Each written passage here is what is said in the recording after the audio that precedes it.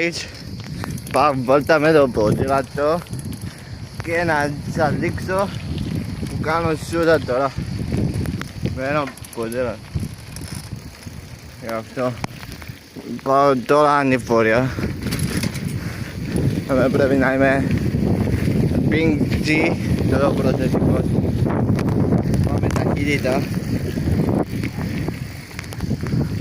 Γι' αυτό δεν κάνεις.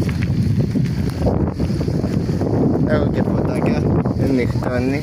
Κοίτα τι ωραίο μέρος. Το πάρκο είναι νύχτα. Πρέπει σε λίγο να πάω πάρκο, σπίτι. Τότε περιοχή ούλη στο πάρκο. Αν θέλετε να έρθετε, έλατε με τη οικογένεια σας ούλη. Είναι ωραίο πάντως. Αφού έχει και πάρκο, έχει και 50 ασκήσεις, ούλα παντού. Guys.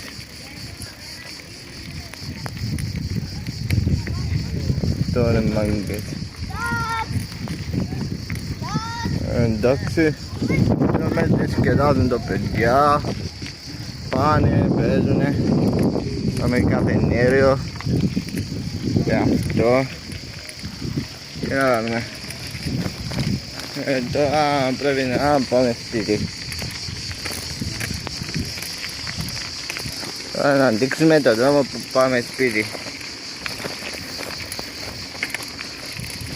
Τώρα που ήταν νυχτώσει, πάμε σε τούτο μονοπάτι, το ωραίο, το φεγγάρι.